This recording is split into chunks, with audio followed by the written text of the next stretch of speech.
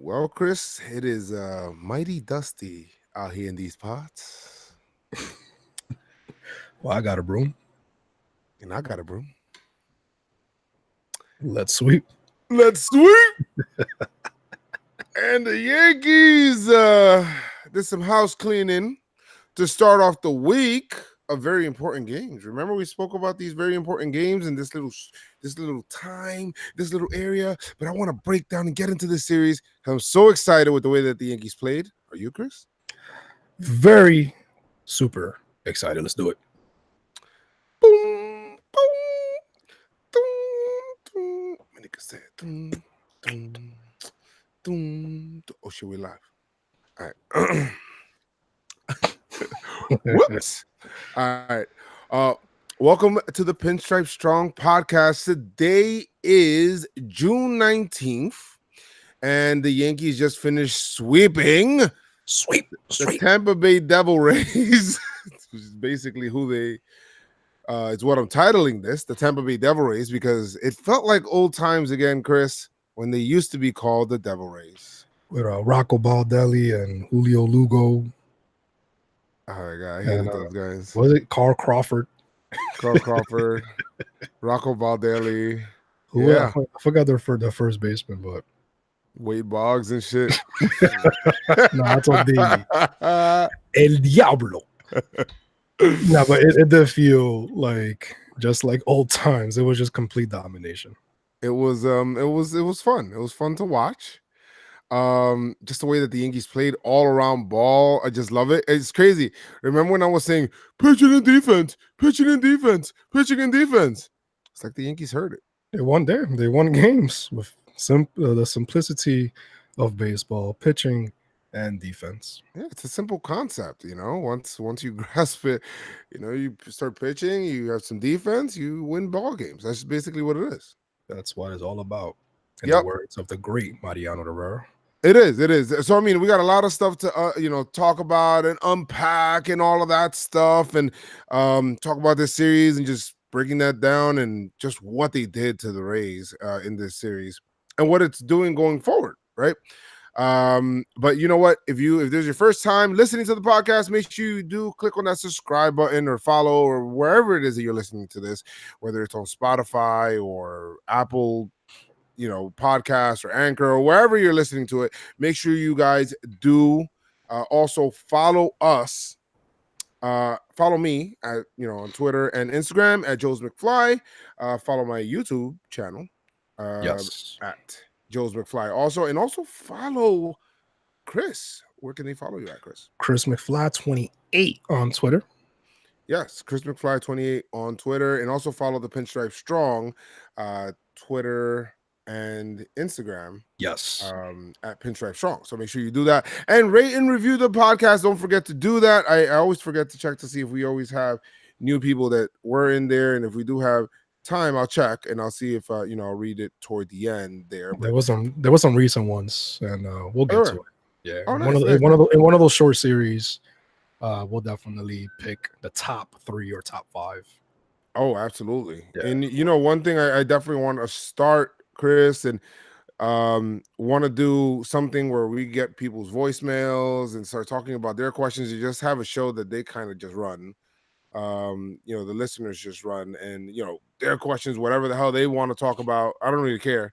Questions about us, questions about the Yankees, questions about baseball, whatever it is, and then we'll just kind of go from there. But we'll see from that. I'll update you guys as we go along. Yeah, we're building. Yes, but speaking of updates, though, yes, we do have some news, and Aaron Judge. Let's start it off with the big man, the Phantom Captain. Yes, because it's not official yet, but obviously we know it is. Aaron Judge is set to be returning on Friday, Joe. Well, I mean, I guess you could call him the de facto captain. I mean, you were looking for a word there, but yes, he's supposed to be returning. When was it? Friday. He's going to be returning on Friday. So he was basically he's going to be, he did play the field for the second straight day today. And I just read something that he played 7 innings and it's starting to rain. So they removed him. That's a good move. Precautionary, obviously. Still they haven't updated anything yet, but I don't think it's anything crazy. It's just to be on the safe side. Obviously, we all know that Stanton came back. He had a day off. They're trying to take it easy with Stanton, so understood. Jordan Montgomery is returning to New York to get an MRI on his shoulder. It's not the elbow, but obviously it's a bad sign anyway as he recovers from Tommy John. And Sevy is, as we updated the last episode, he's throwing off flat ground. And by the 25th or 26th, he's going to be throwing from the mound. Yes. And we also got some news with Herman as well. He's basically not feeling any pain. He's feeling good. And let's see basically where we go from there. All right, good. So, I mean, the injury, guys, there was a portion in this podcast where it felt like the first half hour was just the injury news. Okay. Now we've gotten to the point where it's like, oh shit, we're done. Like that's it. Like because Joe used to say, Chris, man, you're taking a little long in the injury, but there's a lot of injuries, man. There's a lot of injuries to get to, man. It was like 15, So now it's like, like done in 2 minutes. So it's good. It's good. Obviously, not good news with Montgomery. No, it's not. With Montgomery's, update, but other than that, everything else so far so good. All right, well, that's good, and just getting into this here and just this series as a whole was everything that we asked for, especially facing a division rival like the Rays. And the Yankees have taken care of business against the Rays. Yankees are 7-2 against the Rays. Wow. A team that has actually played very well this season. And remember last year, they were like a bugaboo for us. Also, along with other people in the division, but the Yankees had taken advantage of the. Well, I don't want to say taking advantage because they're a top competitor in the division, but they've actually handled and taken care of business there. Yeah, and it's exactly what you want. I remember, you remember the beginning of the season, like, the Yankees got an easy schedule. Let's see if they could do it with teams with records that's over 500, and we're showing them. We're showing that we could take on anybody no matter what. So it's definitely a sight for sore eyes. Well, because there was something that you said in the last podcast, right?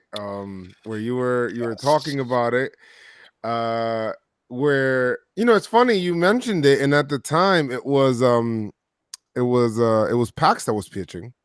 Yeah, Paxton. And what was it that you did say there? Should I play it? Yeah, go ahead.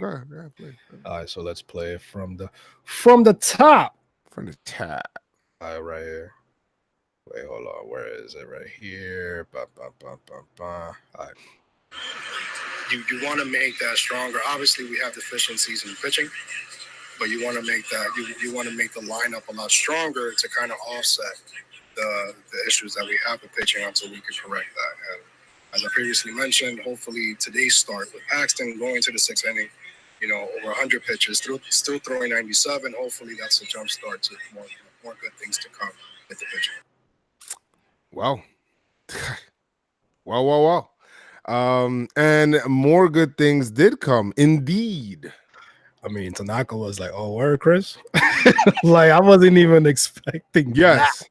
because the very next night to open up the series, and it's very important how you open up a homestand. Also, it is a very long homestand. We have a homestand here until the 26th. Yes. We got a homestand, and then after that, we go to London. So you want to be able to win these games. Of course, the Yankees have been pretty good at home, but not only win these games, but started off on the right foot. And Tanaka finally found his splitter. I went to this game, Chris. You went to this game, and it was great. But let me just go over it here. Yankees here, Tanaka came out just throwing BBs, got Meadows ground out, strikeout. First inning, it was like, oh shit, okay, Tanaka and I'm watching video. His split is diving. DJ LeMahieu in the third inning gives Tanaka basically all the runs that he needed for a 2-run homer that scores Cameron Maybin. Get used to that because Cameron Maybin is all over the series. He's all over everything. Let's go. And also Cameron Maybin ends up hitting a home run to make it 3-zip. Of course. In the 5th inning. Second straight game with a home. That is all of the scoring for the rest of the night, ladies and gentlemen, because Tanaka came out and put on his big boy pants, and he said, "You know what? I know this is the Rays, and Tanaka's dominated the Rays this year. I know this is the Rays, and I know this is a very important series here, but you know what? Let me give you." And I know that the bullpen's just a little spent.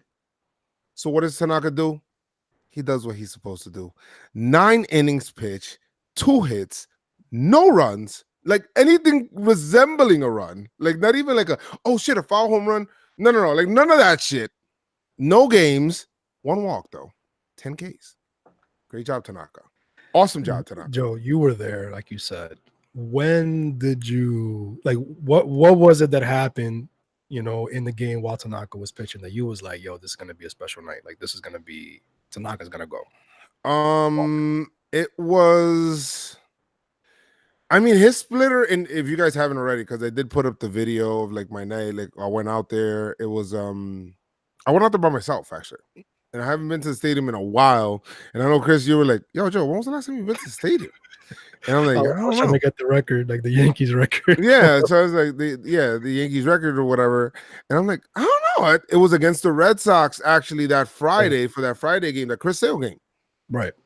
So shit, like when I thought it was going to be a special night was,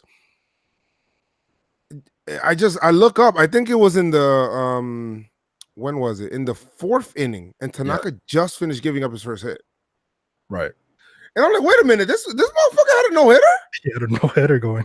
Yeah, nobody wanted to talk about it. People were like, oh shit, I don't know. So wanted to talk about it there. And then Tanaka just came out, and that's the thing. When Tanaka has his splitter and he had these Rays looking stupid. And at it gets to the 7th inning, and I'm like, okay, well, Tanaka's probably done. And I'm looking at him like, nah, his pitch count's kind of low, man. Come back out. So he comes back out for the 7th. I'm like, yo, I agree with this move. Like, people are like, oh, Joe, do you agree with this? I'm like, no, I don't agree. No, they said, oh, do you like it? I said, no, I don't like it. I love it. Yes. What, are you crazy? Come on, Tanaka, come out here. And then he has 2 outs in the 8th inning. And Tanaka was like, okay, well, and he already has his cushion. The Rays must feel like 3-zip is like 8 zip. Like 8-zip. Yeah, they're like, oh shit, the hell, this guy has it today. But Tanaka ends up, it's like a ground out, fly out, strike out, and I'm like, okay, he's at 100 pitches, he's done. Wrong. When I'm getting news on Twitter, Chris, yo, there's nobody warming up in the bullpen. I'm like, excuse me? Like, oh, there's nobody warming up in the bullpen. I'm like, nah, son. Nah, you're not serious, right? But, and you know what? There's one thing I forgot to mention. The defense in this game, though. Man. DJ LeMahieu made a play at second base. Wow. Those guys are looking really good. I don't know if they got the message from Boone or they got the message from whoever during the previous series where they threw the ball all over the place against the freaking White Sox. Bruh, they look so good and so sharp defensively. It was crazy to me. That DJ play. See, it's amazing how he affects both sides of the game. Because that if that ball goes through, who knows what happens after that? And he just made that play, threw it to Didi, right? That's the one you're talking about, the one that he threw it to Didi. No, that was in game 2. Which play are you talking about? No, like there was one play where he went to his left, like into that would have been a big hit. Yeah. And he took that. I'm like, what? Yo, this guy's crazy. He's just... Well, I mean, he has had defensive plays basically throughout the series, and obviously we already know that he's a platinum glove player. You know what I mean? So to me, he definitely is. Yeah, he's just been amazing, and how he affects both sides of the game. But yeah, man, defensive gems all throughout this freaking series. No, but the atmosphere was like everybody was getting, like, it's the first game of the homestand, so people want to get hyped up, and Tanaka just sets the tone. This is what I love about this game. Tanaka just sets the tone for the whole series in this game. And I'll tell you right now, that's why he's my Pinstripe strong performer of the series. I'm just going to say it. I'm sorry. Should have waited. No, I don't want to wait because it's like, I said it that night. I'm like, there's nothing anybody else can do, really, that can just take this one away from Tanaka. Yep. Because not only did he do what he did, but he set the tone for the whole shit. Like it was just like, okay, we're here to play. Now, so we're here to play. Let's go ahead and let's get this done. Like you guys think that you're gonna come in here. You guys came in here half game out, and now these guys are leaving 3.5 out. No, he didn't need in terms of offense, he didn't need much. No. But Tanaka set the tone on the pitching side, and obviously we know who set the tone on the offensive side. Yeah, DJ LeMahieu, because duh. Yeah, exactly. I mean, and let's not forget what happened in that inning. Cameron Maben hustled a single into a double because I think the ball got away from Kiermaier a little bit. He hustled to second base, bro. I was like, what? Okay, like I couldn't believe he was still going. Even Michael Kay, like I watched the game after, and Michael Kay was like, "Oh shit, he went. He's going. What the hell?" Like Michael Kay was already talking about something else. And he's like, "Whoa, what's going on?" Like, he ended up going. So that was good. That man, listen, if you ever been if you ever witnessed or heard of any of somebody making it really, really tough to be let go or to DFA him or anything like that. He's making it very difficult for the Steinbrenners in the front office. Well, I would say because I got like a separate little private chat with John Boy and Jake, and I was like, you know what it is? It's like a girlfriend that you're about to break up with her, and then that final week, she's like doing everything nice. Like she's like buying you shit. She's like, "Oh, yo, these new Jordans you told me about months ago, like I just got them for you." It's like, what? It's like, yo, I got the Yeezys that got sold out last week. Like, I got them. Like, yo, I got you 2 tickets to the Yankees against the Red Sox in London, and I got you plane tickets. What? You did what? That's tough. I'm supposed to break up with you this week. Excuse me? No, we'll talk after. The other girl's texting you. Do you do it yet? You're like, that's Judge. Judge is the other girl. Do you do it yet? Judge. Hello, I'm ready. I'm ready to come up. It's like shit, man. I just stay down there a little bit more, man. I'm trying to keep you a little bit longer. Get ready, man. But Tanaka definitely set the tone. No, I love Tanaka. And next for game 2, it was wait. By the way, typical Tanaka fashion after the game. Oh, how'd you feel about this game? He's like, I feel like I didn't really have my best stuff. I feel like I got a little lucky. What do you think? Yo, Tanaka is like, you remember Meredith asked him, like, hey, why are you so hard on yourself? Like, she straight up was like, yo, like if she could have said nigga, she was like, nigga, why you why you so hard on yourself, man? Yeah, like, yo, he was like, nah, I like to, like basically saying that he wants to do his best. I mean, he wants to be as close as perfect as possible. I mean, that was close to perfect as possible. One walk into it. Bro, he's like kind of like Mussina in that sense, because Mussina was like, yeah, I only gave up 1 hit and we won, and just that 1 hit. I didn't think I had my best stuff today. Mama Moose. It's almost like when somebody says, I don't think I have my best stuff tonight, it's almost like you're almost like you're shitting on the other team too, by the way. Yeah, you really are. Anyway, so game 2, Yankees against the Rays, and it is a Happy going up against the Rays bullpen day. It's the bullpen day for the Rays. The Yankees have problems with the bullpen day when it comes to the Rays. Not tonight. And by the way, my daughter, prior to the game, and I put this up before the game so people can't say, oh, you told her to do it after, blah, blah, blah, blah. This is my daughter, Sophia, where I'm asking her, somebody that I did like a Pinstripe Strong Q&A on my Instagram, which I do from time to time when I'm bored. We did that, and then somebody asked me, what's the final score for today? So this is what happened. Score going to be today, Sophia? 6-3 Yankees. All right. That's once again. Today, Sophia. 6-3 Yankees. All right. And yes, and of course the score was 6-3 Yankees. Right on the money, man. You know what? I even forgot about this. You want to know when I remembered? The Yankees were winning, and we'll get into how. You know what? Let me just do this shit now, so we could just get into it.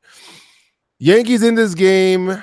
Hap I went to this game too, thanks to our boy Batista, who was able to get me and Ram in. So me and Ram finally go to the game. Me and Ram wasn't able to go to a game for a while, bro, since him and Jamal went to a game. Yeah.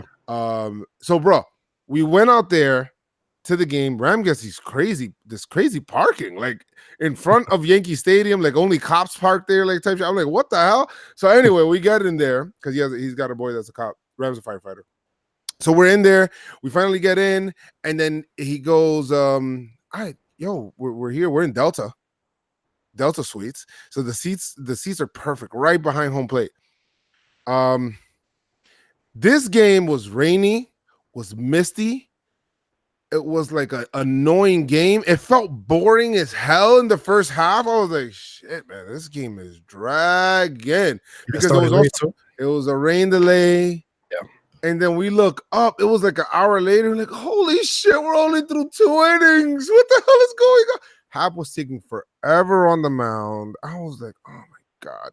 But the Yankees get on the board first with a Gary Sanchez sac fly, because in that inning, you know what? I thought it was going to be bigger than what it was. In that first inning, DJ LeMahieu got a single, then Voit walks, Hicks ground out, and then Gary Sanchez gets the sacrifice fly. That on a normal August day, Chris, is gone into center field. It's gonna hit the black. Oh yeah. But for some reason, I guess the air, it was too dense. I don't know what it was. It just kind of stopped the ball. But to me, that's a home run on a summer day. That is true. So I mean, I'm like, shit. You know what the hell? You know. I thought it was going to be a home run. I got up for my seat, got a little hype, but you know, sac flies underrated. I feel like I had to force it that time because I was expecting a homer after the sound of the bat. I'm being very honest. Can I be honest? A little bit. No, but he did pay it back though. No, he paid it back. Giancarlo pops out, and that is the beginning of his night. By the way, This was Stanton's first game back.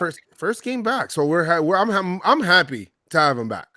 Some people in the stadium weren't. I don't know what the hell is going on with some people. But the top of the second inning, no shutdown inning from Hap. He allows a RBI single to Zunino, who that's a fun name to say, right? Mike Zunino hits a RBI single there. Top third of it, Avasiel Garcia. Wasn't he on the White Sox? Well, he was in Detroit originally, and they called him Little Miggy. And they did call him Little Miggy. Yep. Okay. He went to the White Sox. He went to the White Sox. Tampa. It's a good pick. Right. It's a good pick. Yeah. All right. So I mean, then he gets a single on a sharp ground ball, and I'm like, I had a video where I said, "I believe in you, Hap. You could do it. You could." And before I got the last word out of my mouth, like that you could do it, he already had given up like the RBI single to Garcia. He was getting hit hard though. Like it was single after single after single. And it's like, yo, what the fuck? Can you stop the leak? Yo, I got so fucking tight. Like, yo, can you stop the leak, please, Hap? Like, this is not what I was talking about. Like, this is not what Tanaka pitched that gem for. Like, come on. But you know what? I felt a lot easier with it because at least the pen was rested. But you know, his line wasn't that bad. It was 5 innings, 7 hits, 2 earned runs, 3 strikeouts. He was missing a lot with his fastball up and away to righties. I was just like, what the hell? Ram was so annoyed with that shit. He's like, oh my God, again. I'm like, yo, relax. He's only he's allowed to throw a ball. Like, what the hell? No ball. Yeah, no ball. Pause. No pause. Yeah, so then that was interesting or whatever. So it's 2-1, but then the game ends up, you know, it was kind of, even though it was the 3rd inning, it felt like from the 3rd to the 5th inning felt like 2 games. It's weird. It felt super slow. It went super slow. I don't know what it was, but anyway, 5th inning, this is where we start to break through. We end up getting some people on base, and of course, DJ LeMahieu. You know why though, right? What, getting people on base? No, like the reason why we basically started the comeback in the 5th, it was because Kevin Cash made that change. Well, yeah, he brought in Yarborough. In Yarborough. Yarborough was shutting us out. He was. And he relieved them with wasn't it Chaz Rowe? Oh, Chaz Rowe, yes. So when he ended up. When I saw that, I was like, okay, all right, whatever. Thank you. No, that's what I'm saying. Like, because this guy was completely he was shutting us out. And then when he brought out Chazrell, I'm like, okay. He always pitches well against. I don't know what it is. He always that Yarborough guy. Seems like he always does, and he pitches really slow, so it's horrible. It's him and then Hap were together pitching super slow, so that's why I was making it so boring. Right. But then Glaber Torres singles, Cameron Maben singles. Now you got runners on first and second. DJ LeMahieu up. He gets an RBI single. Let's go. Luke Voigt pokes one up. Let's go. 3-2 Yankees. Aaron Hicks strikes out. Gary Sanchez comes up. And then this is the one that I really love. I got so excited for this. And I got more excited for this than what, I don't know why. It's weird. It's like a different kind of excitement. I don't want to say it's more exciting than a home run, but it's a different excitement when Gary Sanchez goes up there and says, fuck you to your shift and just hits it the other way, bro. And it was like, yes, Gary, yes. Yes, man, because that whole shit from first base all the way to wherever the second baseman is, like standing at shortstop, is almost disrespectful. And he goes there and he said, I'm just going to poke it right on through here if you don't mind. And poke, he did. And it's funny because the shift was fucking us up. Exactly. So like, it was on the defensive side, it was like it was, and you we were could tell Hap supposed was to be, annoyed. Hap was oh annoyed. yeah, it was definitely annoying because where we were supposed to be at, we weren't because of the shift. So we got payback. So boom, top 7. Tommy Kahnle ends up getting this game a little closer, making it 4-3 after allowing a Travis d'Arnaud double. He raked that. He raked that shit, and then Cameron Maben in the 7th inning, and this is where people actually started to send me a message. Cameron Maben hits the homer. First of all, I thought it was going to go foul. So I was like, okay, it's going foul. It's fair. Oh, shit. So he smacks another one. 4 straight games with the home run for Cameron. May it be been. I'm not fucking leaving. Yes. I'm not fucking leaving. Yeah, you got to put up that sound from the Wolf of Wall Street. Wolf of Wall Street. Like, I'm not fucking. Yo, that was phenomenal. I'm not fucking leaving. I'm not fucking leaving. He's gonna make it difficult on Cashman, and he smacks that shit. He stares at it, bro. He takes longer than 30 seconds to round the bases. Oh, he bat flipped that shit. I was like, oh shit, Cameron Maben out here swagging. And then of course he goes in there, gives Gary a hug and gives everybody a hug on the way in. That's the hug. It's a hug. And then Didi's holding up the number 4 without saying anything, like no smile, nothing, just 4. For 4 straight games with the home run. 4 straight games. And then this is when people send me a message, hey, your daughter predicted 6-3 Yankees, right? I'm like, yeah. And then they had an opportunity to get more there. They didn't. And then in the 8th inning, Edwin Encarnación.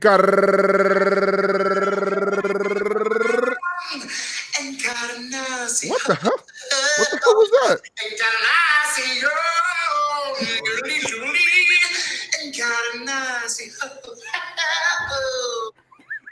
Chris, what the fuck was that? Encarnación, my guy. The pirate is that? Jack Black from Nacho Libre. Why is he taking Encarnación? I don't have no idea, man, but that shit is fucking hilarious. Stupid. And John Sterling's call was actually pretty good, where he says, una celebración para Encarnación. Roll your R's when you say Encarnación. So, I don't know. So, Mike Francesa, for some reason, is trying to make his own nickname for Encarnación. They're calling him Big E. Bro, what are you saying? Just stop. Stop. It's not a trend. Nobody's going to catch on to calling him Nobody's going to call him Big E. Big E? What is that? Yeah. Anyway, so Edwin Encarnación, for the first time as a Yankee, took a jog around with his parrot around the bases, rounded the bases with him, and then the Yankees. It was pretty cool because the Yankees were actually holding up the elbow. Yeah, they gotta get that ready. It's like a whole bunch of elbows coming up as soon as he hit the home run. More is coming. More is coming. More is our coming. So great job. And then at that point, 6-3 Yankees. At this point, I don't want them to even score any more runs. I'm like, okay, Chapman, come in, shut them down. My daughter needs to give me some lottery ticket numbers. That's Bro, what she needs to do. I tweeted, I'm like, is it bad that I don't want the Yankees to score because Holder was up? Like I don't. Holder was like I don't want this guy coming out. Then Chapman. Yep. So it was Hap to Ottavino to Keenly to Britton to Chapman, and they shut that shit down. You know what I mean? That was the play right there, Joe. In the second game with Britton. Oh yeah. So Britton comes was the up. play. That was the play. Britton comes up, ground ball up the middle. DJ. Oh no! Wait. No. Was it? No, it was Glaber that stopped it up the middle. No, Yes, it was. Glaber was on second base. You gotta allow it. You gotta. So first it was tired. Now you gotta allow it to cool and relax. Yeah, but That's all right. That's all right. You got a sophisticated ass camera and battery. Yo, It's all good.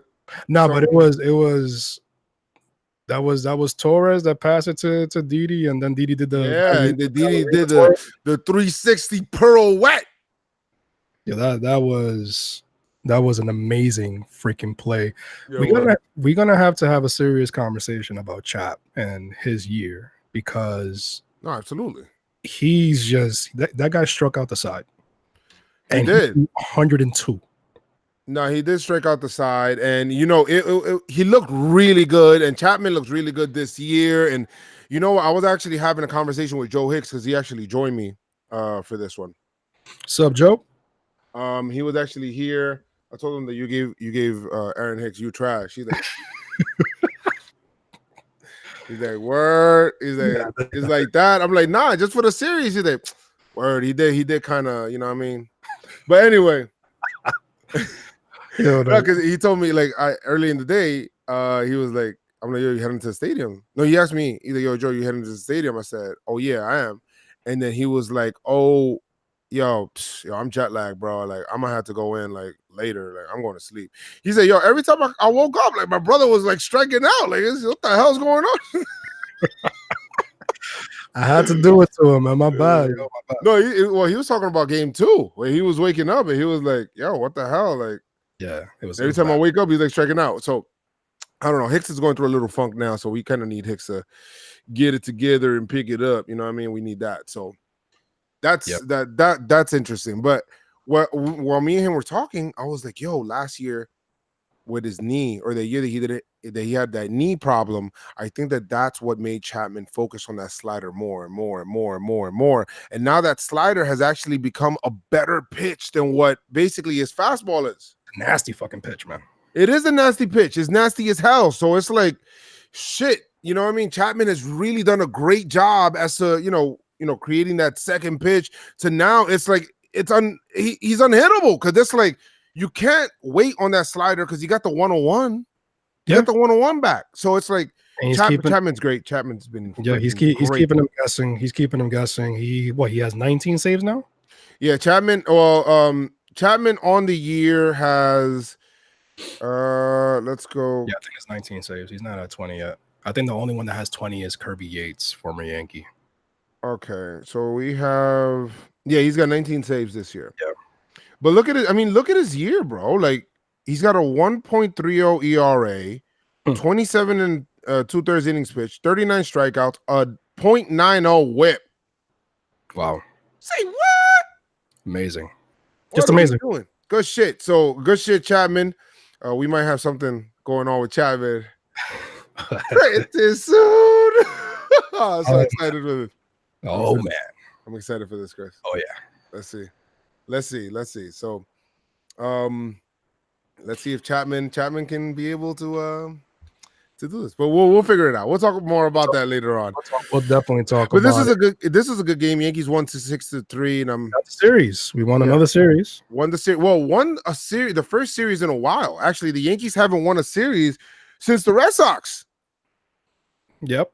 So the Yankees haven't won a series since the Red Sox series. So that was like, oh shit, we're getting back to the winning ways, right? We went from losing the Toronto. We lost the Blue Jay series, lost the Indian series, split the Mets, split the White Sox. It was like we were turning things around. And then now we swept the Rays. So let's get back. We got back into the winning graces of the baseball gods. Definitely 5 in a row. So we're feeling good. And let's see, let's talk about how we got to 5 in a row. And it's been a thorn at CC's side trying to get that to elusive 250th win. Well, you did say, I think you said something like, I think you kind of doubted him, Chris. Or you're like, I did. oh no, not next time. No, I said next series, and CC told me to eat shit and shut the fuck up. Facts. Good job, CC. Tell him again. Thank you, CC, for sure, because I definitely doubted you with the way the you pitched the last your last game, or how your last start was. So he definitely came out guns blazing. But let's get into this. I mean, the first inning, and it's Blake Snell who the first inning. Who's been very, very, very, very good. But not on this thing. Cy Young, reigning Cy Young. DJ LeMahieu starts it off with a single, then he steals second. Voit walks. Gary Sanchez with the 3-run homer to set the tone for the game. Good shit, Gary. Let's go. And by the way, Gary Sanchez owns this guy. After that, I mean, I in 15 at-bats, he's got 5 hits, 4 of them are home runs. Straight ownage against Blake Snell. Blake Snell would not record an out in this inning because he would then move on to then walk Encarnación. Hicks grounds into a force out, and then Gleyber Torres walks. Cameron Maybin walks, and then they end up taking him out. At that point, it's like, oh shit, you gotta get the hell out of here. Urshela is hit by a pitch with the new pitcher that comes in, and at this point, the Rays are fucked. Bro, they're fucked because they just had a bullpen day yesterday.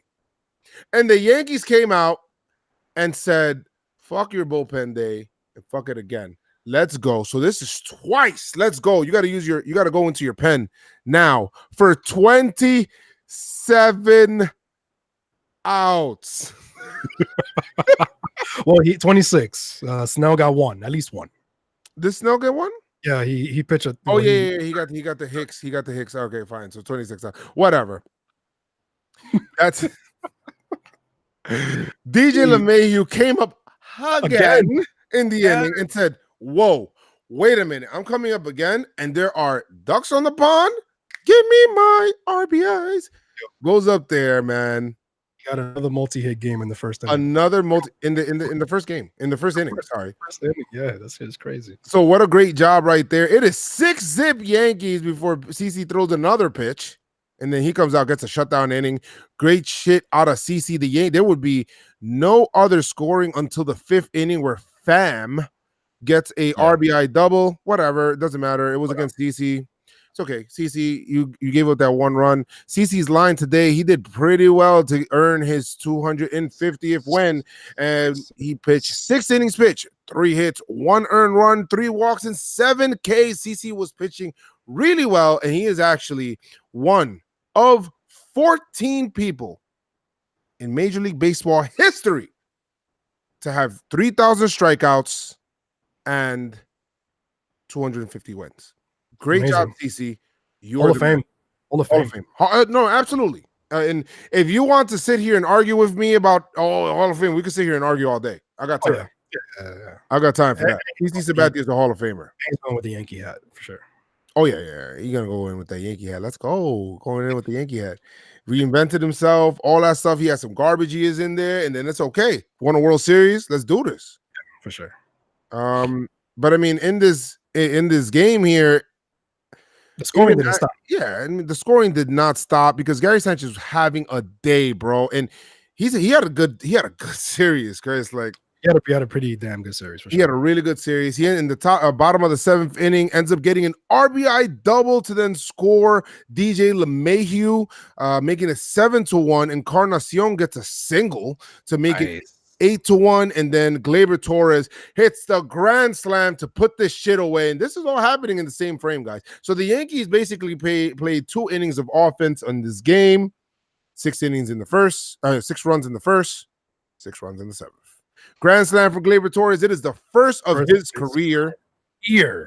First of his career, and he's the youngest since Yogi Berra. That is courtesy of Katie Stats. Yogi Berra to hit a grand slam. Gleyber Torres gets the ribbies today, and See, it was and 12 I'm glad. Yankees. 12-1 Yankees. I'm glad that Edwin got that RBI via a single because, a lot of people were calling him one-dimensional. So I'm like, it's not just home runs. Man. That guy's a baseball player. He could do it in all types of ways.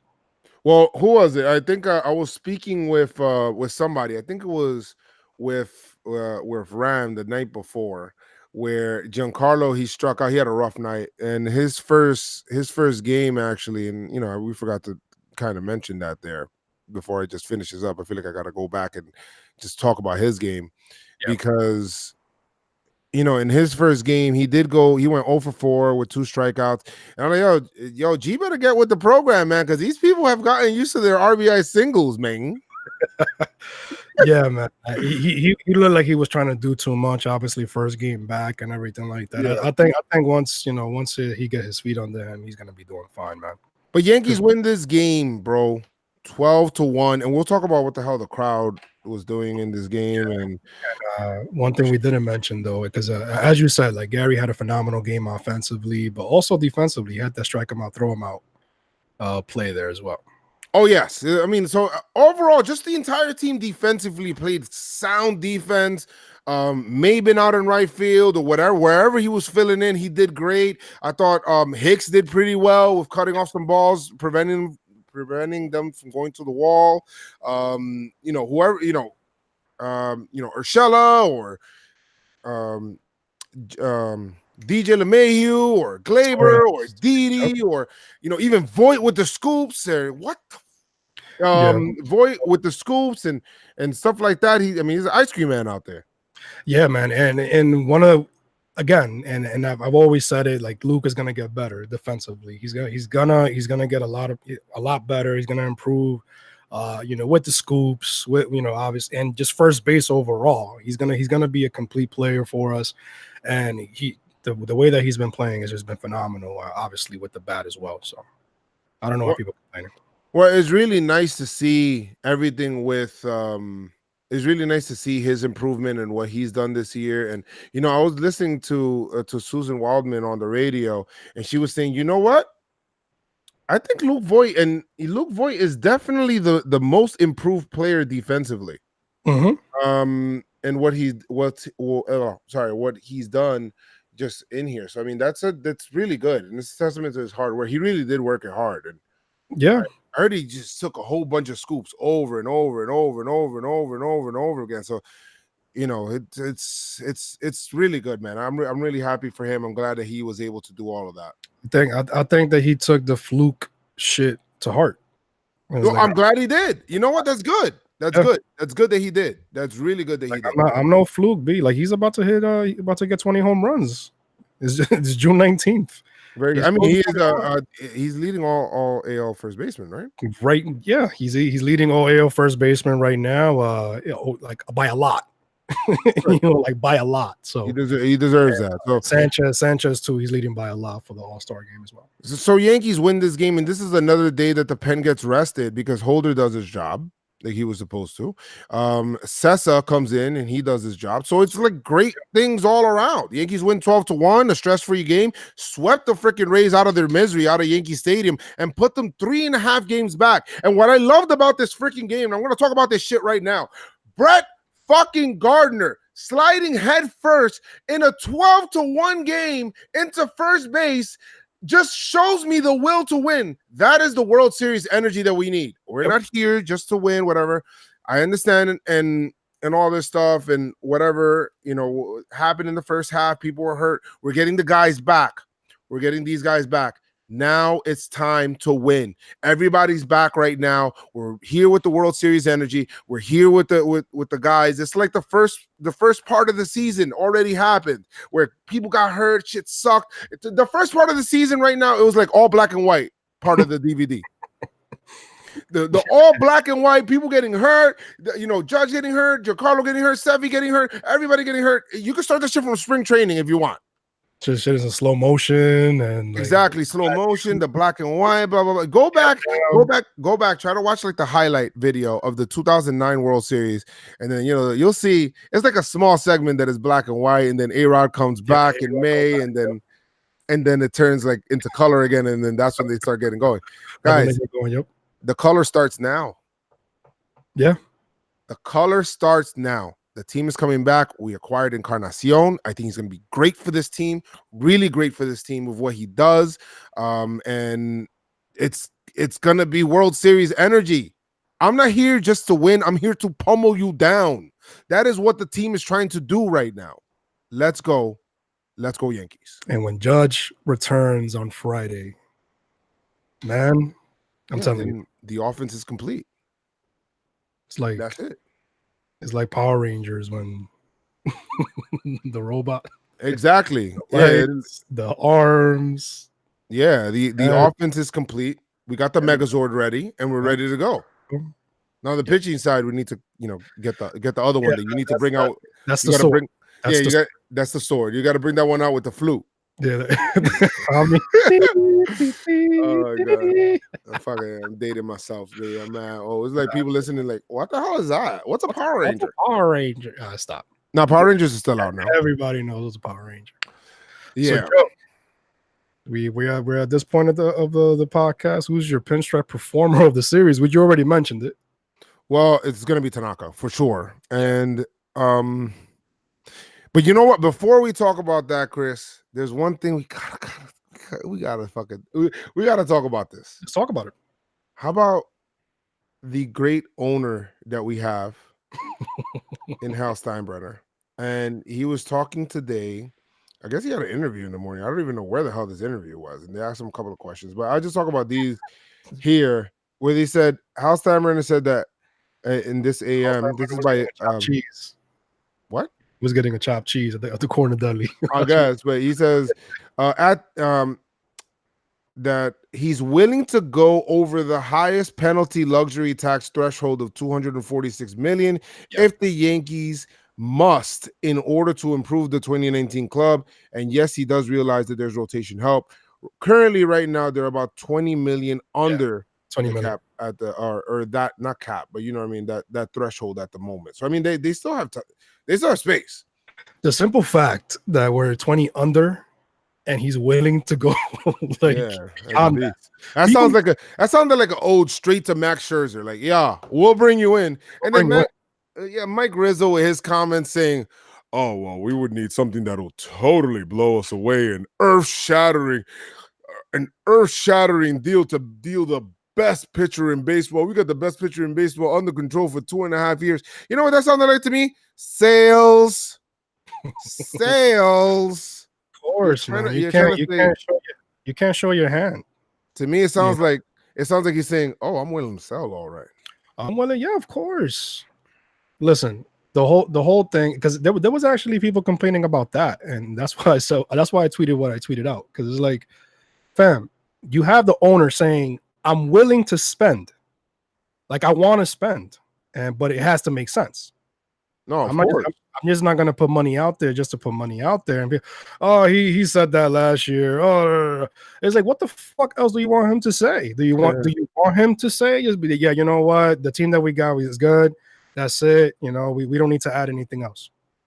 You know, and it's funny because Cashman kind of said something like that, like, yeah, you know, like, like, and people were complaining about Cashman and the way that it's like, listen, Cashman is a fucking ninja, man. He's not gonna show his hand.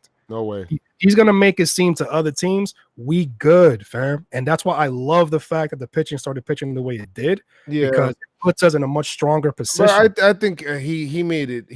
Cashman has made it obvious that we're not good, like on the pitching side. Like he said, I'm out there looking for a pitcher. Like he did say that. But he didn't make it seem like he's desperate.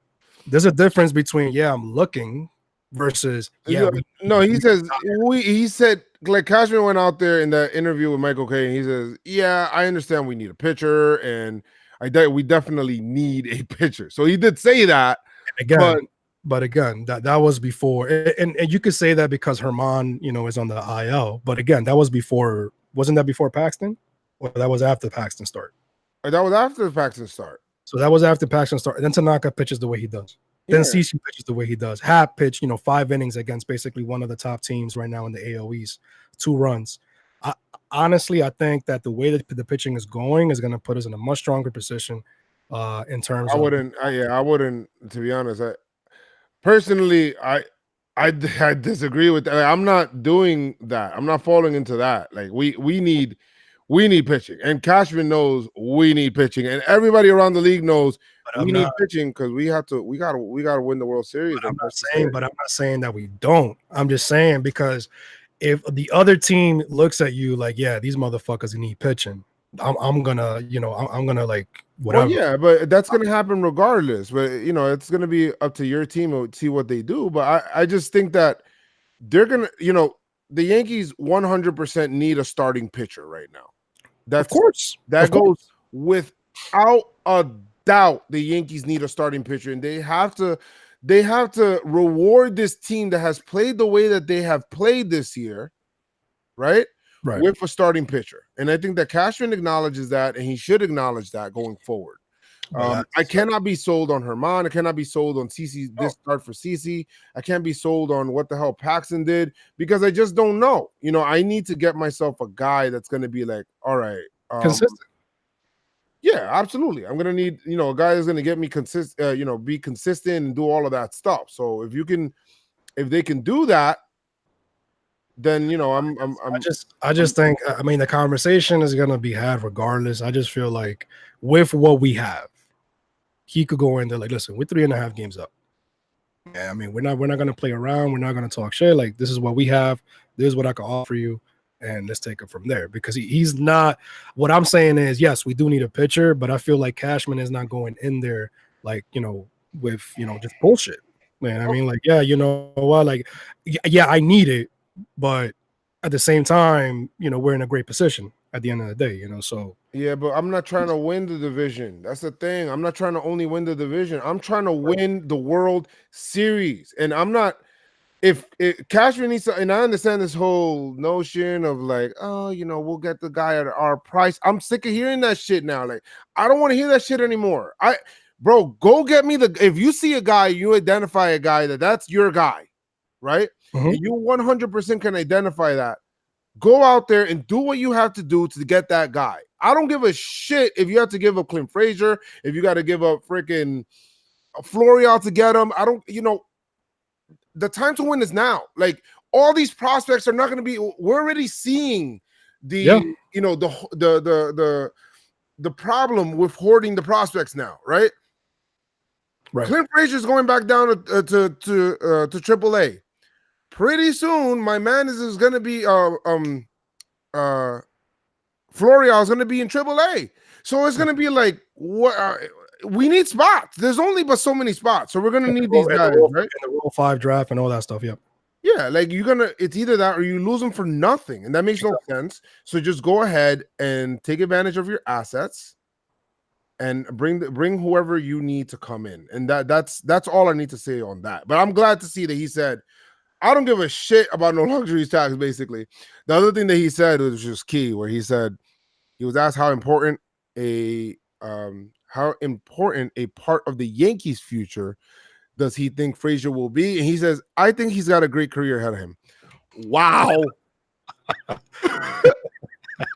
When I read that, I was just dying laughing. Bro, just say he's getting traded. Shit.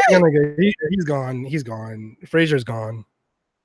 I really wanted him to see, like, I really saw him as part of the future, the now and the future, but it's just not working, man. It's just not working. Wow. Yeah. The fact he said that, and you know what? It's not even about like the other stuff or not working. I don't think that it has anything to do, at least not with me. Some people do. With me, it has more to do with we just don't have the spots, like the whole attitude stuff and the media stuff and what he's doing and erasing the social media, whatever. It is what it is. I care about it, but not to the point where it's like I want to trade the dude because of it. But it's like we just don't got enough spots, man. We got to cash in on this asset like at some point in time, no? Yeah, we do. So that's basically my spiel with that. But the Yankees swept these guys, man. It's good that they did. Like I said, my Pinstripe strong performer was Tanaka because he set the tone of the series, and he complete game shutouts do it for me, bro, because they don't really happen too often. Who's your guy? At all. I had I told you earlier, like I'm like, I'm having a hard time to go or to which way I'm leaning. Really? But I made a decision. Okay. My guy is Cameron Maybin. For the series, he 6 hits, 5 runs scored, 2 RBIs, 2 home runs, and 1 walk. My guy Cameron Maybin, he just does everything right, man. And I had to give it to him. DJ had a phenomenal series as well. I know Gary too. Torres had a grand slam, but I had to give it to Maybin, man. It's just like I feel like every game he was just doing something. Gary has 6 RBI. I understand.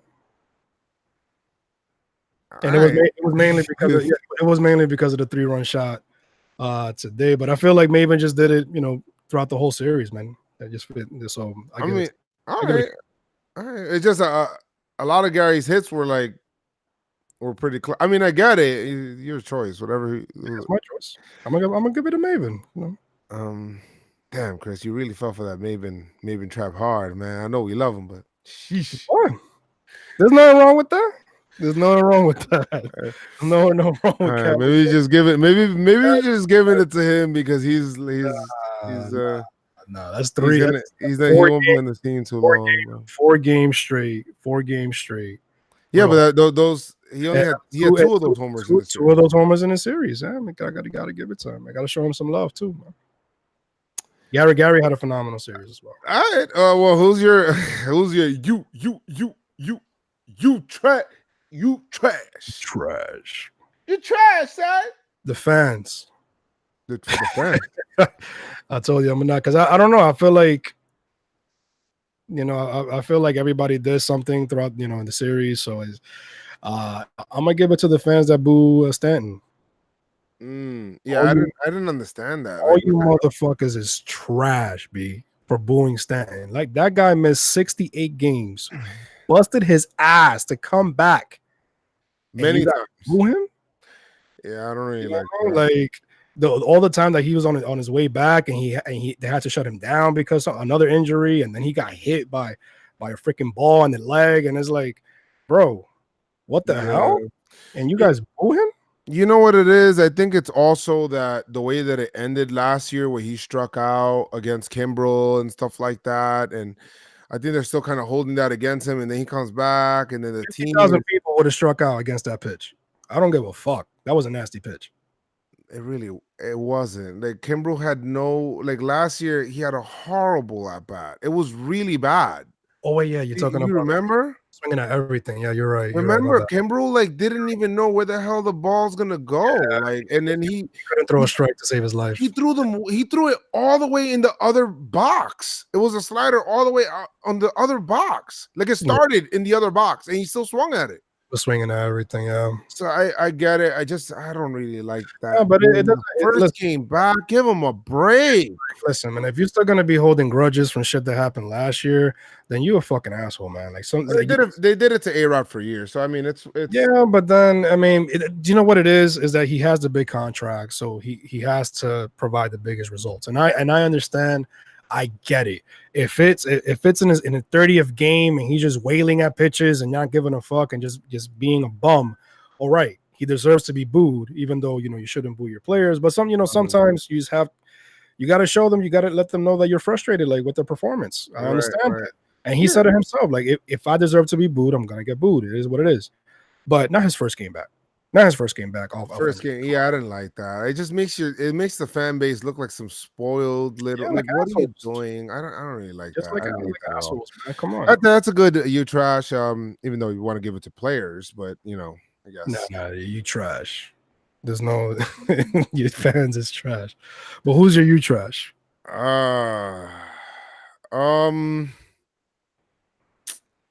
And these guys did some good work defensively, man, in this series.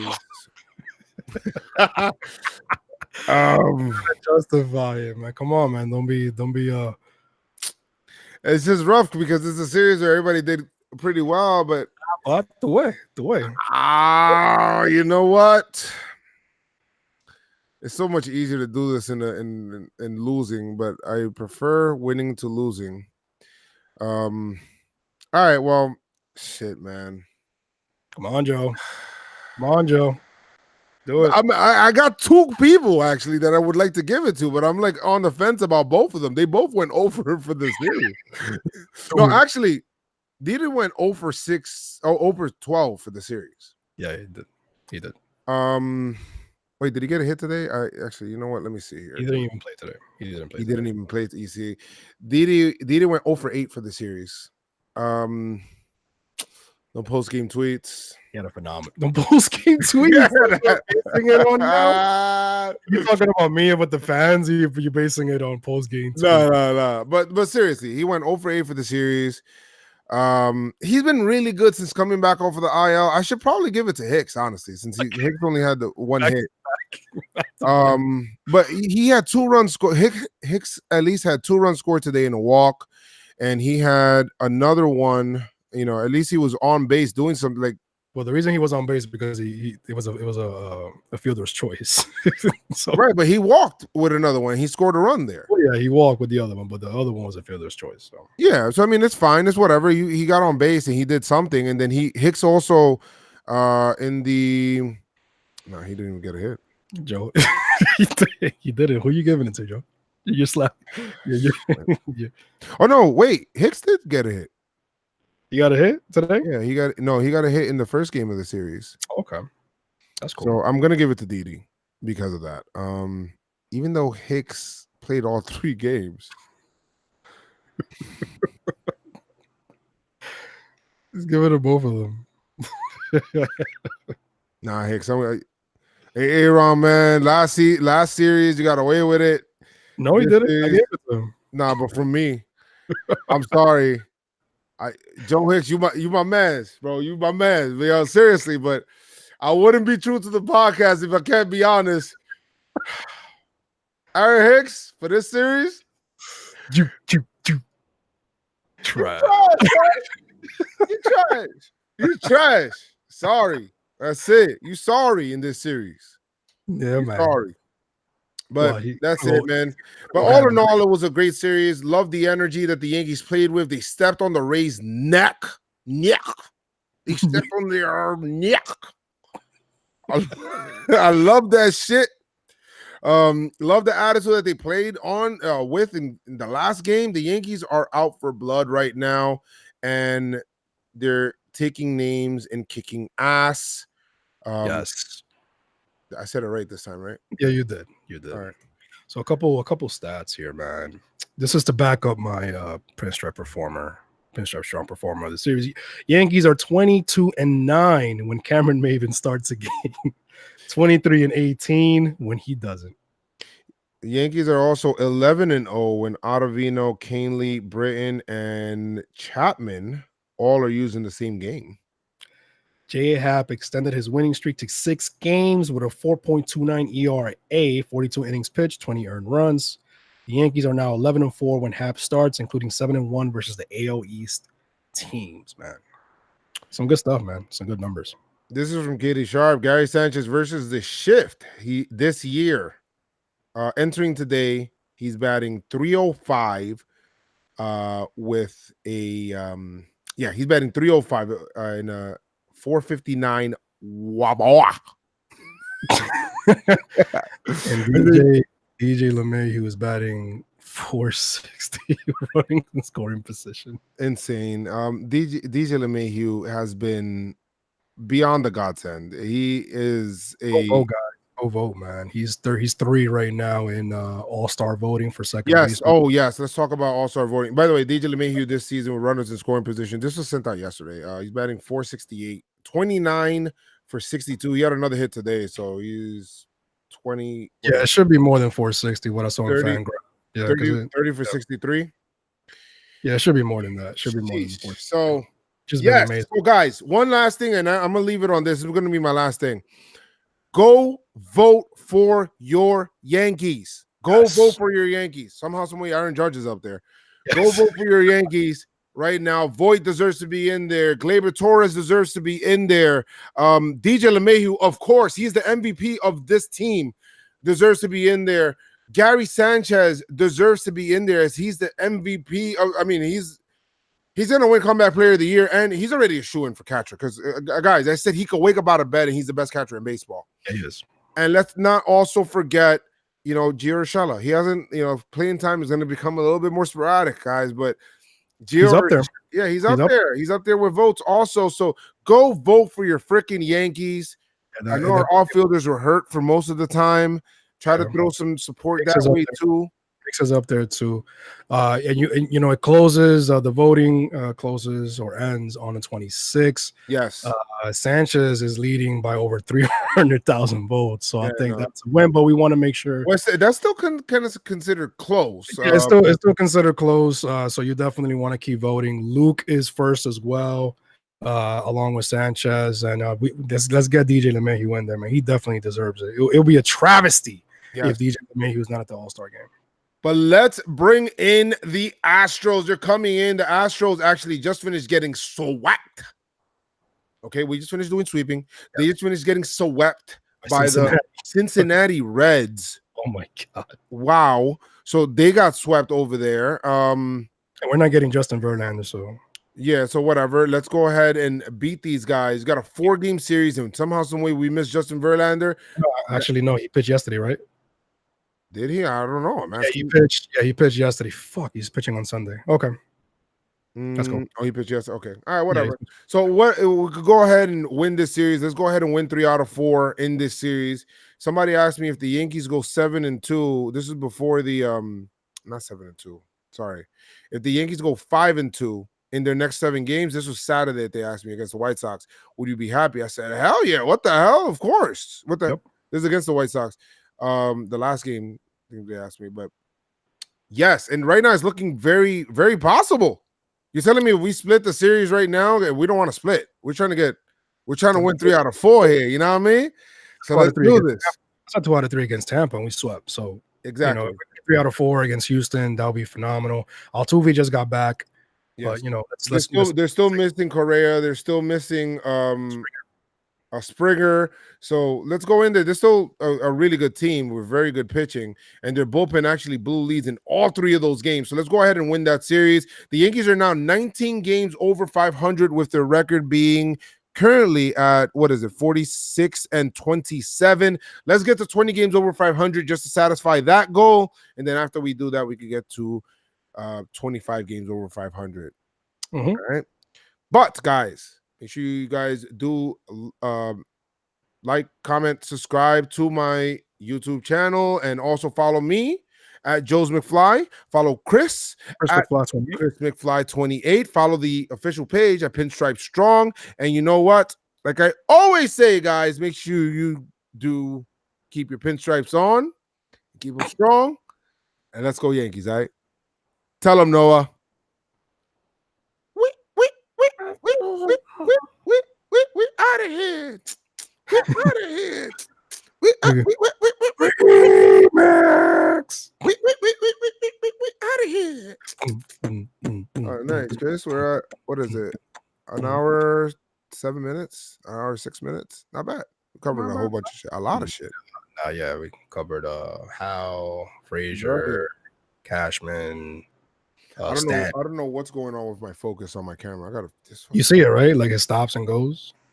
No, not that. It's just that it looks like I'm out of focus, which is annoying right now. It looked very good in the last episode that we did.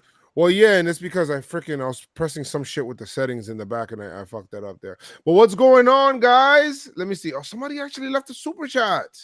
Oh, where? Yeah, my bad, guys. I don't really look at the chat while I'm doing this. VMan 29 29397. All shall fall in front of the might of the New York Yankees. Let's go with a $2 super chat. Thank you so much for that. Thank you guys so much. The Yankees have the bullpen going tomorrow, so you already know it's a win because our second best starting pitcher is the bullpen day. Undefeated.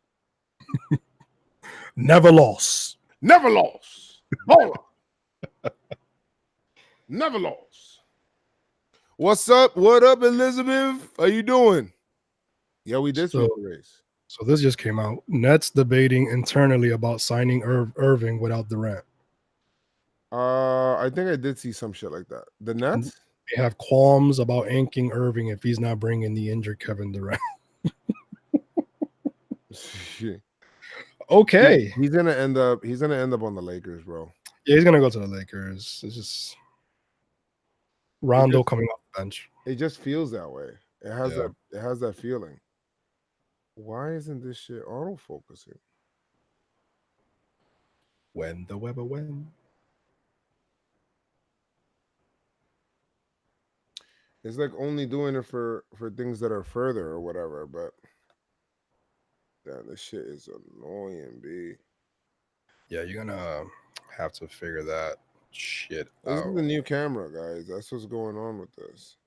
And it's quality wise is really good. You know what I mean? And they're looking at my empty water bottle right now. Yeah, no, I turned the camera around. They're like, I can't see you, Joe. What's going on?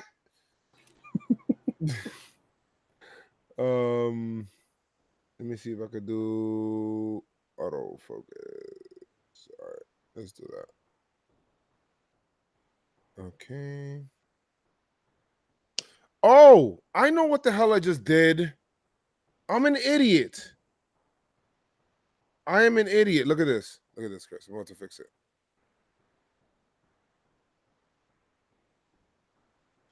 Wow.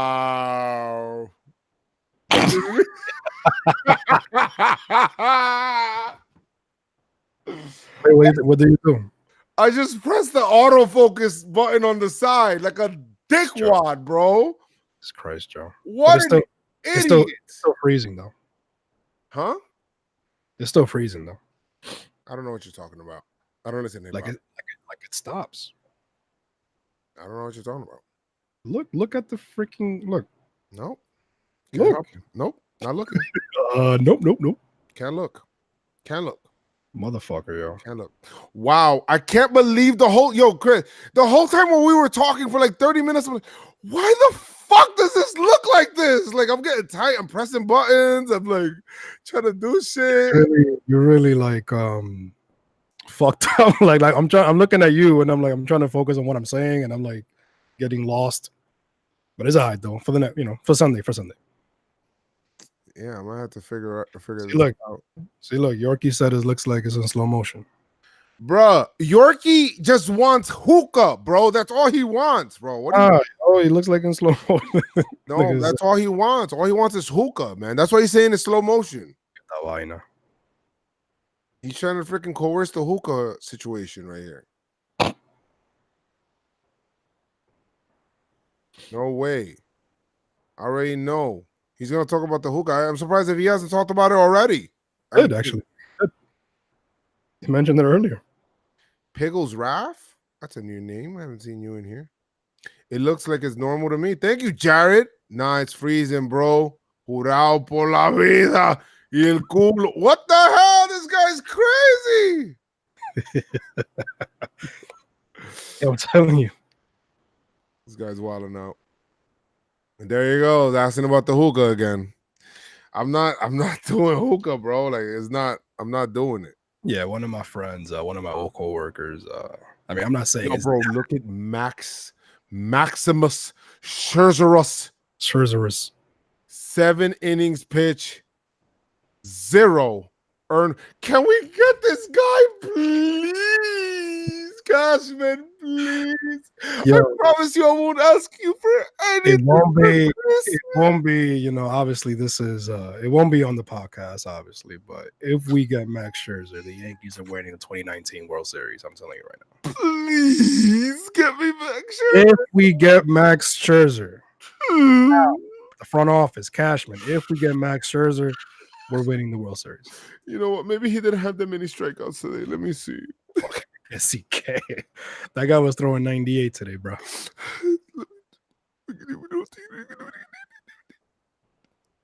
Where's he at? Where's it? Oh, here we go. Washington won. No, wait. This is wrong game. The fuck? Wait. Today's what? Today's the 19th. Yeah, today's the 19th. So why the fuck is Shane Corbin pitch? Corbin didn't pitch today. There was 2 games. They got rained out yesterday. Ah, I see, says the blind man. Matt says 10 Ks. Oh, let's just take a look at his line. 7 innings pitch, 4 hits, no runs, 2 walks, and 10 Ks. You're rotting on the team, man. Bring him over here to the Yankees because That's nothing. 10 Ks is nothing to Scherzer, man. He does that on a bad day, baby. he has a 2.62 ERA. Just beautiful. I could already see him striking out JD Martinez. JD Martinez. See it and freaking throwing that fastball and saying "fuck you, motherfucker" into his glove when he's facing that stupid fuck with perfect hair, Andrew Benintendi. Oh my god, I wish. He's pitching out there with a broken nose and a black eye and 2 eyes that are 2 different colors, not giving a fuck. Can I get Max fucking Scherzer, please? Listen, I'm gonna give you Frazier. I'm gonna give you Abreu. I'll even give you Acevedo. You know what I mean? And I even go to the lower levels. If you want Garcia, I mean, if you want to switch Acevedo with Garcia, hey, listen, why not? They're saying they're projecting him to be a 4th or 5th pitcher, Garcia, even after the 15 Ks. You know, so listen, if you want Garcia, if you want Abreu, if you want Frazier, if you want Wade, I'll give you Wade. Hold on. And we'll take all the money. Well, Hold on. 85%. I need people to see how serious I am. Okay? Look at me. Look at me. Cashman. Get me Scherzer. Not now, but right now. Get me Scherzer. God damn it. Garcia's not gonna help us win now, man. I'm telling you, he looks phenomenal. By the way, I'm supposed to I might be meeting up with Garcia pretty soon. And yeah. He told me to pass by. He's like, yo, pass by, bro. Pass by where? Like, yo, pass by. Like to go to Trenton, bro. Go to Trenton? Yeah, go to Trenton, man. Go see him. Albert Abreu was good. Word. I think they just won. I think they qualified for the playoffs or something like that. Yeah, and Abreu actually pitched a gem today, by the way. Yeah, man. They chilling over there. Man. Okay, so this just in. Connor Foley. Aaron Judge has completed his rehab assignment with the Rail Riders. Whoo! You coming a day early? They're gonna give him the travel day, and then he's in the lineup Friday. Oh, okay. Okay. Yeah, that's what Boone said. Travel day Thursday, and then same thing with Stanton. Oh. But Judge is coming back. Judge has completed his rehab assignment. Yep. I'm trying to look for Albert Abreu's numbers. Estrada. Listen, if it's gonna be Johnny Lasagna, it's gonna be Johnny Lasagna, Estrada, Abreu. Yo, Carabas is insane. My man said, just gonna put it out there, a Twins Red Sox ALCS will be electric. They didn't they just lose? No, adelantos son míos. Prescription. I don't know. ¿Qué pasó? Where the fuck was I gonna go? I just sent them. How the hell is that happening? Not passing the wild card round. You know your team is trash when Trout gives you 54 fantasy points and you're still losing by over 100 points. Team is so trash.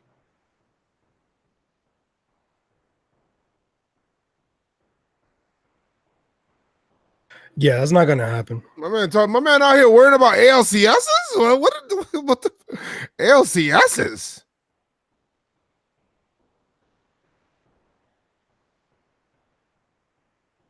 Yeah, this guy's talking about ALCS. Worried about making the getting the wild card.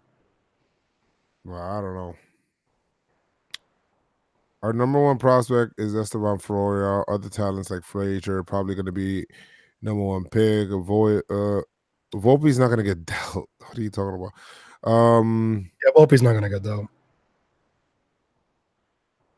Bro. Okay, so Boston's winning 6-4.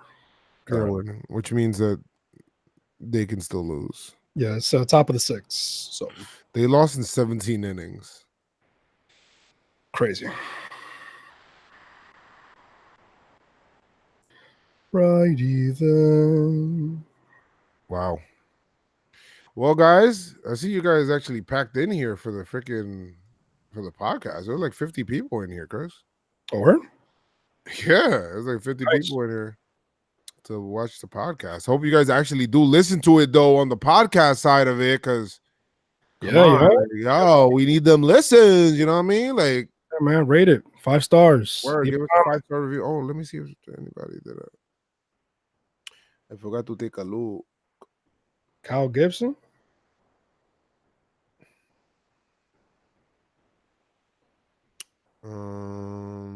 Let me see. See all. Yo, the message should just trade us DeGrom. Like, yo, Chris, what do you think? Like, you think we should do like a Q&A podcast, like a fun, like real chill? Yeah. I was actually thinking about doing that during the All-Star break. Voicemail part? No, I'm talking about every week. We'll talk about it. Pick a day once a week and just have people and just answer voicemails. Sure. We'll talk about it. Or so. That shit will be perfect. Perfect. And the Mets lost again. That's not a surprise. Just give us the Grom. Surprise. Mets fans in here, just give us the Grom. See, you guys want. Yeah, you guys want it. Yeah, the Mets. I don't want that was a good question. One back doodle. Better chance of KD going to the Knicks than the Grom ever getting traded to the Yankees. Well, it wasn't a question. That was a statement. My bad. The Grom's not happening. Yeah. Yo, remember? And so we got a chat, right? A baseball chat, whatever. My man said, "Oh, Edwin Encarnación was 1-for-8 with the Yankees. He sucks." I'm like, huh? That's a Red Sox fan. That guys. That was a Red Sox fan.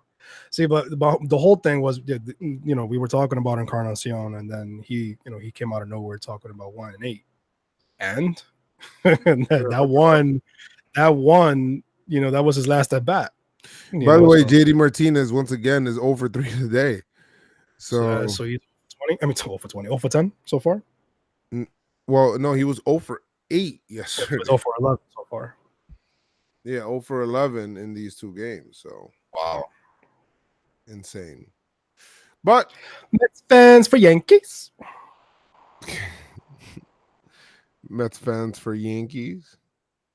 Yeah, those are the fans that are tired of the Mets and they jump on the Yankee bandwagon. Don't blame them. MLB Network for the rest of the night. And JD Martinez just hit into a double play. 0-for-4? What?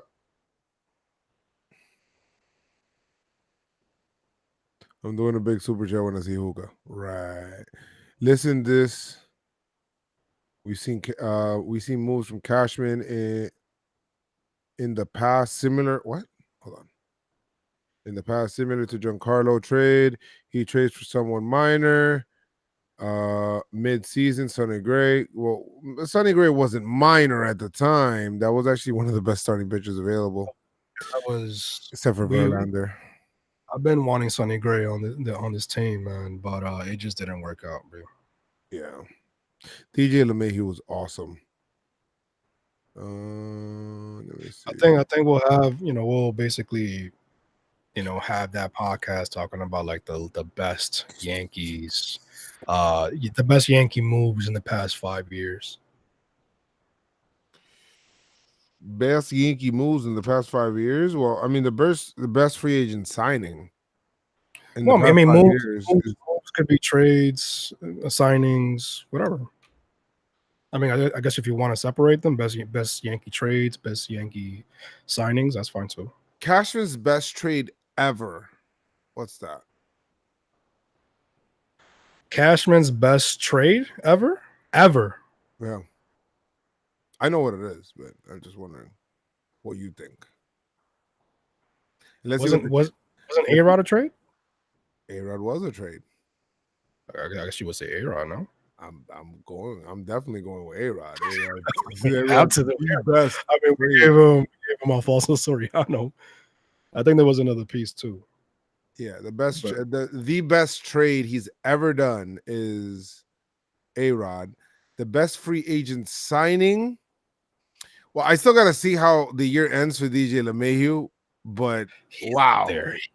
He's up there. I'm not gonna lie. Cashman hasn't had too many good free agent signings, but he is up there with Justice was a good one too. Yeah, no, that was a good one. But the best one, the best trade, that wasn't a Steinbrenner trade. No, that was a Cashman trade. Cashman traded for A-Rod.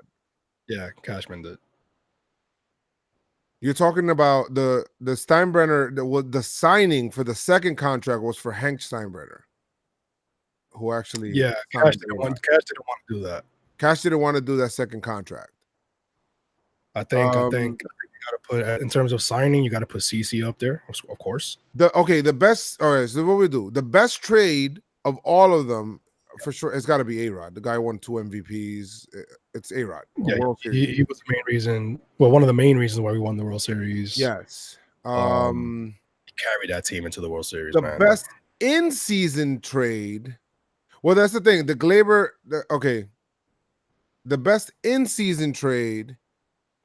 The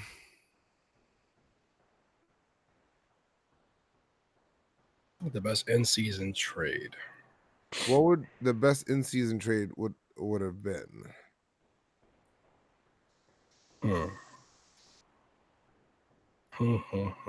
What? Like, you want to? I mean, well, was Clemens a in-season trade, or was he a free agent signing, or off-season trade? I don't quite remember, to be honest.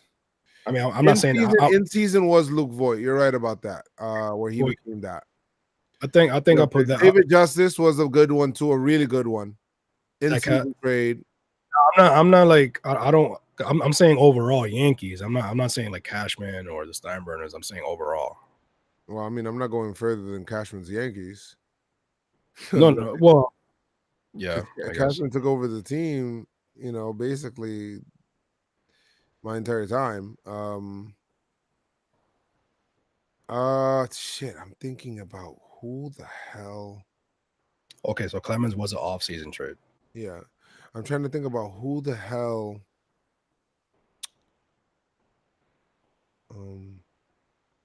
The number one free agent signing for sure.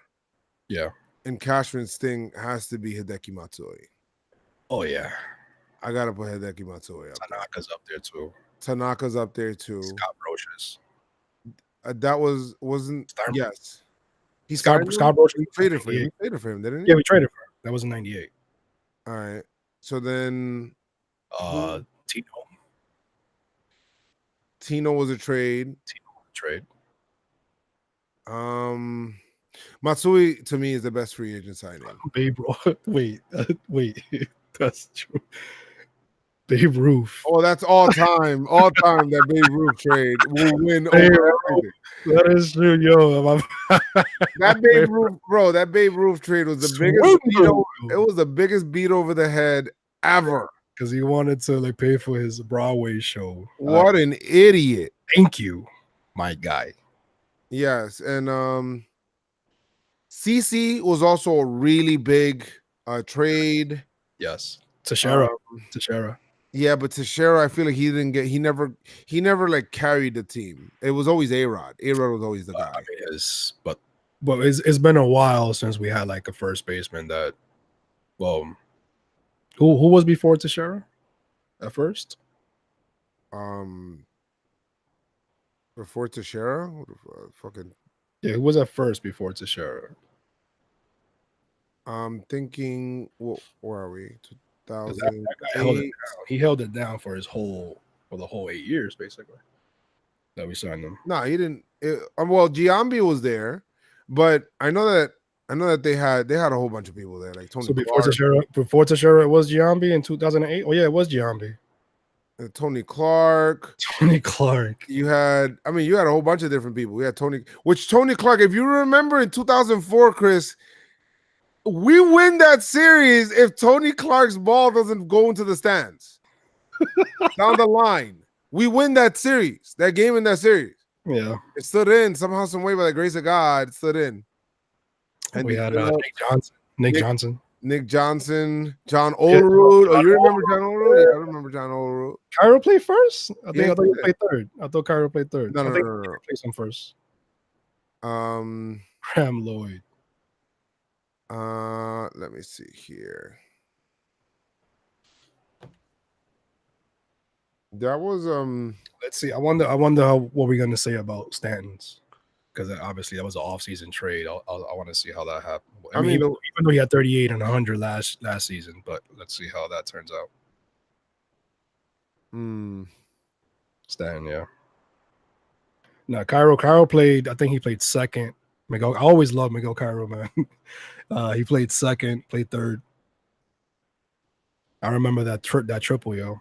That shit was great. Miguel Cairo was the man. Yeah, Giambi was an off-season signing for sure. Shit, man. I'm trying to think about. Well, we all know what's the worst signing. It's definitely that was a good question. Jacoby Ellsbury was the worst signing. Yeah, by far, a guy free agent signing. The worst. Pavano's a close second. Not even close. I was talking today with my chiropractor. I was talking. He was like, "Yo, like Pavano's the worst, right?" I'm like, "Hell no." Pavano's deal was 4 years, $60 million. 4 years, $60 million. I'm talking about performance. Yeah. Ellsbury, money, yeah. In terms of, if you want to talk about money, yeah, that was horrible. Well, I mean, Pavano didn't get a chance to perform. He was never out there. That's even worse. I mean, that's the situation with Ellsbury now. He's washing dishes and he gets hurt out for the season. Yeah, the best international signing is definitely Mariano Rivera, and then after that, you could go with you want to go with Soriano, and then Cano, and then there's a bunch of them. Yeah. Yankees. And then I guess we could talk about like best draft pick. I guess we could talk about that, like best draft. I mean, obviously Jeter. Well, I mean, I don't know. I don't know too much about the draft to really talk about that. So, but Jeter was drafted. Pettit was drafted. Bernie. You mean the best drafted player? Yeah.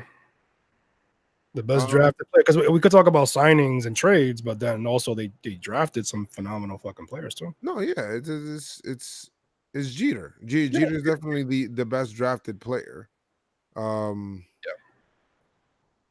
Yeah, for sure. I'm thinking about who else may have been drafted that would be better than Jeter. I mean, before they didn't have drafts, really. Mattingly? Xavier's and Mattingly. That's a good one. But I think Jeter's on top of him. I think Jeter's higher than Mattingly. No, I don't think he meant best. I'm just saying like one of their top, like. Oh yeah. Top, like one of the like Yogi Berra and them guys, they didn't get drafted. It's just the Yankees just signed people. Like, yeah, we did draft Jay Buhner. We traded him to Seattle. Okay, that's good. We also had Mickey Mantle wasn't a draft. He was just you playing with us. That's how they used to do it back in the day. Go to your farm and like, all right, man. Yeah, just come with us. You with us. That's it. That's it. It's over. Didn't they implement the draft like in the 60s? I think it was some shit like that. I don't remember exactly when. Actually, you know what? Let's look. When was the first year? First year's draft. First MLB draft ever. First MLB draft. Mattingly was in the 19th round. Wow. Okay. 1965. Oh, there you go. Yeah, 60s. Major League Baseball draft. 1965. Who was the Yankees' first draft pick ever? Did it say that? Actually, yes. Hold on. Let me go in the first round. First round selections. Who had the first pick ever? That's interesting to know too. Kansas City Athletics. Who they chose? A bum. Rick Monday. On a Tuesday. I'm trying to see out of that draft, that first draft, who may have been. Oh, that was a great international signing, El Duque, for sure. The Yankees signed Bill Baruch. Bill Belichick. Bill Belichick. Who? Bill Baruch? Yeah, I don't even know. Farouk. The roof. Never mind. Yeah, stop. I'm trying to see who else may have been. Oh yeah, Figueroa. Wow. Let me see. I'm trying to look like who may have been like really great players in that first overall draft ever. Had to be at least one that we know today. But then again, there's possibly players that have phenomenal numbers that we never really heard about. Farouk. Well, Hall of Famers, I know them. Who's this?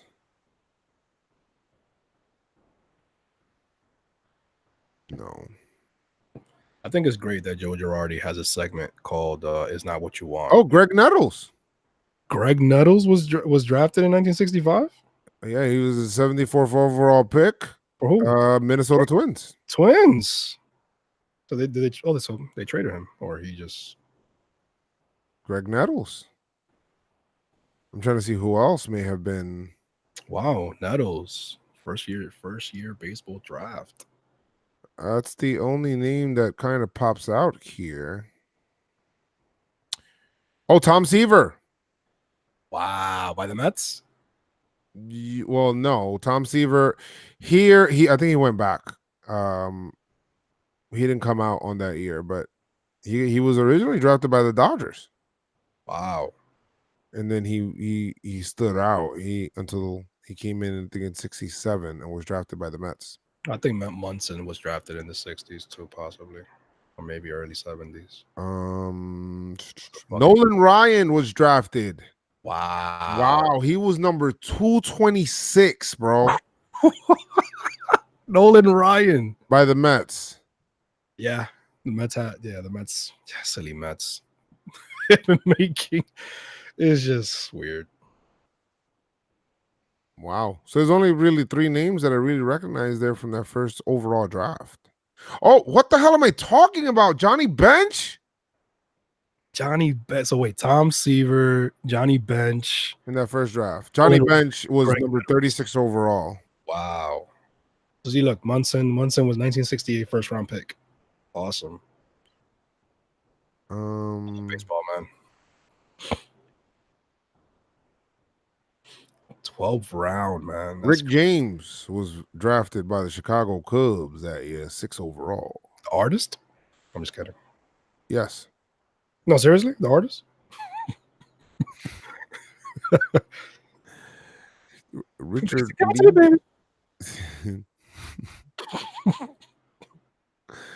Oh, God. Wow, man, it's a nice draft. I mean, not obviously not a lot of players, but it's a nice draft.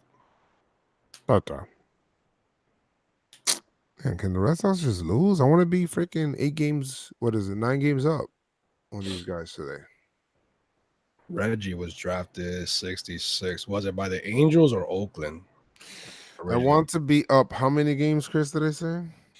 9 games up on the Red Sox. That's what I want. I want double digits like everybody else. Minnesota's up double digits. Houston, I think, is up with double digits. If they lose today, we'll be 9 games up on them. That'd be beautiful. Who they face next? Who Red Sox face next? Minnesota. No. Wait, is it a 4-game series? Oh, no, wait. Oh, Sorry, I got your question wrong. Thank you, Xavier. So he was The drafted. Red Sox are, no, and I don't look at that. I look at the loss column. Jared, I look at the loss column. The Red Sox are currently 8 games back of the Yankees right now in the loss column. So they face Toronto next. Probably. So they got an off day tomorrow. If it's a 3-game set. Tomorrow, yes, they got an off day tomorrow, and then they face three. They go home and they face 3 against the Blue Jays, then 3 against the White Sox, and then they go to London. So hopefully they get Giolito 3 times. I mean, they have a pretty simple schedule coming back. Like, look at this. They have, it's Jared. It's 8 games in the loss column right now, and if the Red Sox lose, there'll be 9 games out in the loss column. So if you take a look right here, I hope the Twins win so that they lose, but you'll have the Blue Jays, which is easy. Then you have the White Sox, who only play us tough. Then they have 2 days off to face the Yankees. One is a 1 p.m. game on Saturday. The other one is a 10 a.m. game, Chris. We're gonna get done really early with the podcast on that Sunday. Woo-wee! I gotta get up. I gotta put my alarm clock. Sucks, baby. Yeah, I always, like, when it comes to the standings, I look at the loss column because, like I was telling Chris, the wins you can always make up, but you can never unlose a game. But yeah, this is the Red Sox schedule. Like, they only have us as the tough team. Look, they have Blue Jays, White Sox, 2 days off, Yankees, 2 days off. Oh no, wait, 1 day off. Blue Jays for 3, Tigers for 3. Then it's the All-Star break. Then right after the All-Star break, 3 against the Dodgers, 4 against the Blue Jays. What the fuck? Do they play the Blue Jays every day? Apparently. We talk about us playing Baltimore. They play the Blue Jays every single day. God, somebody said Dustin Ackley was better than Trout. Dustin Ackley was drafted number 2. I mean, I guess because Trout was skipped by a lot of motherfuckers, man. It's crazy. The Angels selected Trout, and they also selected what the hell is that kid's name?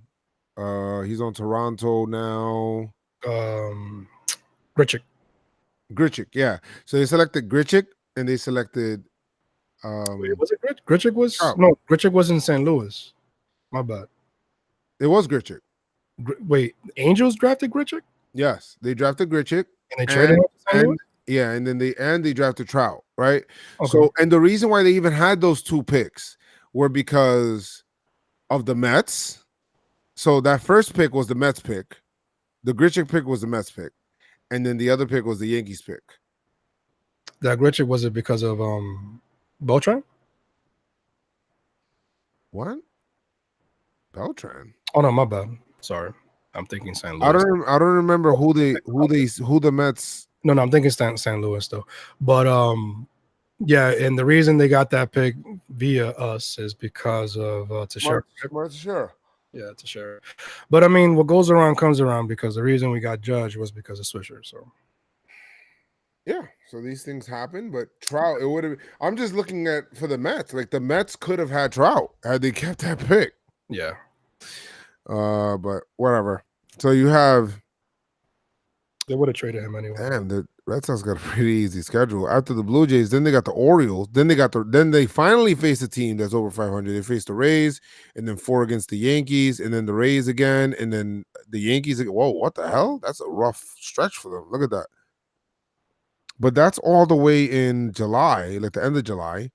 So they have 3 against the Rays, 4 against the Yankees, 3 against the Rays, 3 against the Yankees. Then they got the Royals, Angels, Indians, Orioles.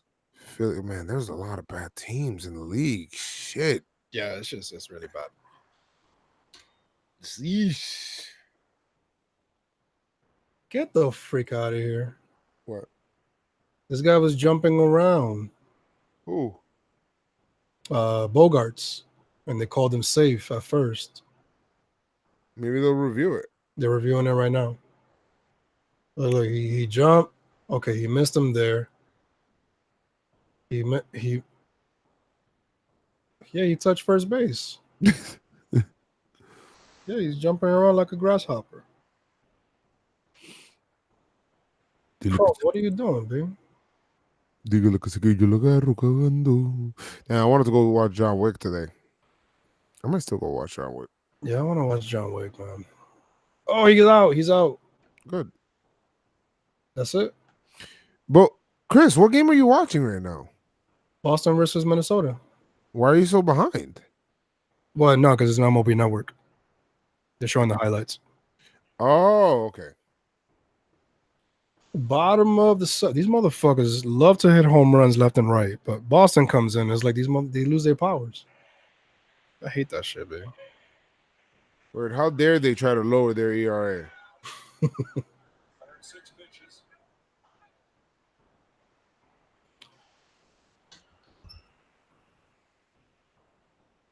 All right, Eduardo Rodriguez still out there in the seventh, huh? 106 pitches. Wow, struck him out. Cruz, you struck out. You're an idiot. You should have swung at that. What the hell is that?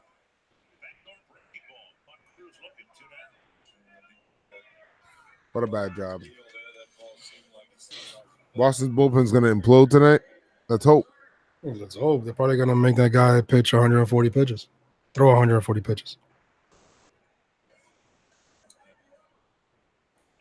He has 107 right now, so. Metra says Yankees won't have an off day until they get the Athletics.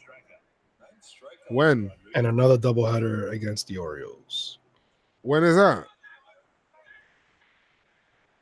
I don't know. Metro, what do you mean? Metro booming wants some more.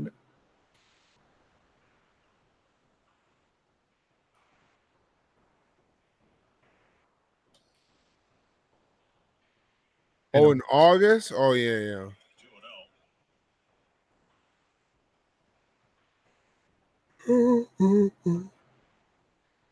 Happy birthday. All right, I'll stay on. What? Oh. Yo, I'm going to settle down here. All right, guys. We're going to hop off right now. I'm going to edit this shit and then podcast and all that shit. You already know. Listen to that. All right, guys. Pinstripe on, Pinstripe strong. All right. Peace. See you guys.